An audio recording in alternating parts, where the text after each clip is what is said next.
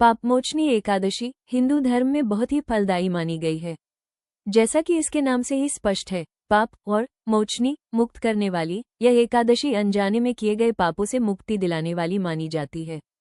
भविष्य पुराण के अनुसार इस व्रत को करने के मुख्य लाभ और महत्व हैं। पापों का नाश, यह इस एकादशी का सबसे बड़ा लाभ है। मान्यता है कि सच्ची श्रद्धा और पश्चाताप के साथ व्रत रखने से ब्रह्महत्या जैसे घोर पापों के प्रभाव से भी मुक्ति मिल सकती है। मानसिक शांति और शुद्धि, व्रत और भगवान विष्णु के ध्यान से मन शांत होता है।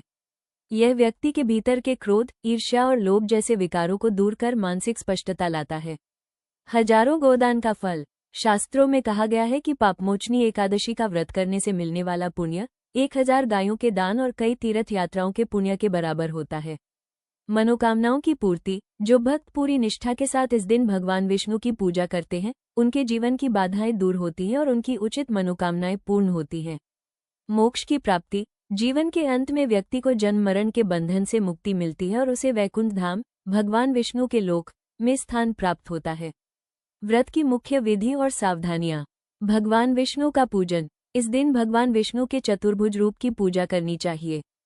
उन्हें पीले फूल, फल और तुलसी दल अर्पित करना अत्यंत शुभ होता है।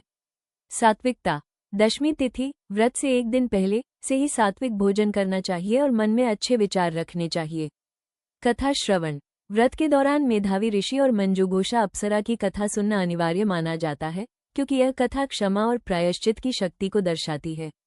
दान का महत्व, अगले दिन द्वादशी को किसी ब्राह्मण या जरूरतमंद को भोजन कराना और दान देना व्रत को पूर्ण करता है। विशेष सूचना, इस दिन ओम नमो भगवते वासुदेवाय मंत्र का जाप करना फल को कई गुना बढ़ा देता है।